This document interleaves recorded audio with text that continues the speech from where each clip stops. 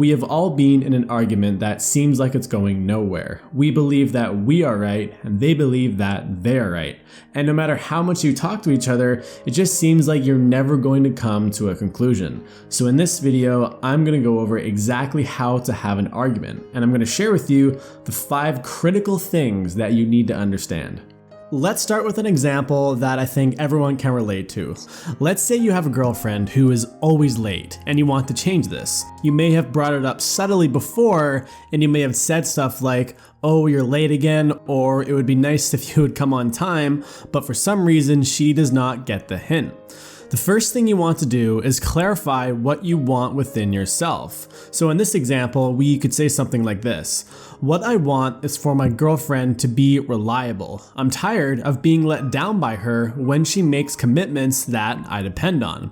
The next thing you want to do is clarify what you don't want. What I don't want is to have a useless and heated conversation that does not lead to change. When you clarify what you want, it will allow your brain to be focused on that outcome, and it will reduce the chances that you will get sidetracked by unproductive arguing, which is common when you have a discussion with someone. The next thing you need to do is ask yourself an "and" question. How can I have a candid conversation with my girlfriend about being more dependable and avoid creating bad feelings and wasting both of our time? One of the best ways to avoid creating bad feelings is to be sure to establish a safe talking environment and to make sure that the other person does not feel attacked or judged for what he or she is doing. This is something that I personally had a really hard time with in my own life. I'm someone who can be very intense, and sometimes my intensity can be misinterpreted as anger. So I've had to learn how to be sure that the other person does not feel attacked when I am speaking my mind. In order to do this, you need to use something called contrasting statements. So you would say something like, "I don't want you to think that I'm trying to make you out to be a bad person who does not care about my feelings or my time. I know that you care about me and my time, but it's important to me for you to be on time when we organize a date.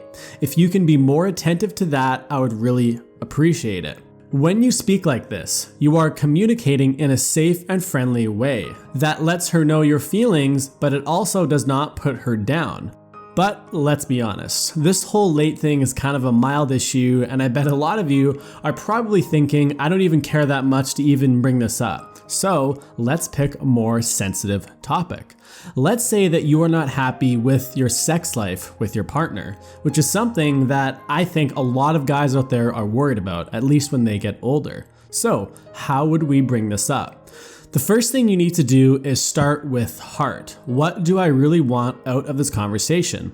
What I want is for my girlfriend to understand my intimacy needs. I'm tired of her just ignoring me whenever I try and make a move. Or when I casually bring it up that I'm dissatisfied, she needs to understand that it is important to me and how it's hurting me.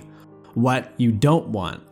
How can I have a calm conversation with my girlfriend about our physical intimacy and avoid creating pressure, resentment, or bad feelings towards me or the relationship? If you want, you can pause the video right now and you can think to yourself how you would bring this up to your girlfriend. Even write it down. And I think if you do this, you'll quickly see how hard it really is. But this is what I would say. "Hey honey, I would like to share with you some concerns that I've been having about our physical intimacy. I'm not doing this to put you on the spot or anything, but this is something that is important to me and I feel like I need to share it with you. I would like to talk about it to make things better for the both of us." So there is a lot going on in this message. The first thing to notice is that I'm not blaming her for anything. I am also phrasing it in a way where I am using something called I messages. I feel like I need to share something with you. I'm not saying we need to talk about this problem right now. The really important thing to take note of is the last line in what I just said. I would like to talk about it to make things better for the both of us. In my opinion, one of the most important aspects to having a discussion is establishing a common goal, where the other person can see it as a win to talk about it as well.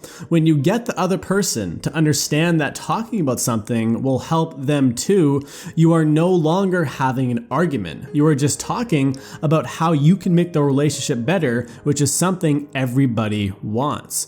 Changing the dynamic of the discussion from it's me versus you to we are all on the same team will allow for much more open conversation.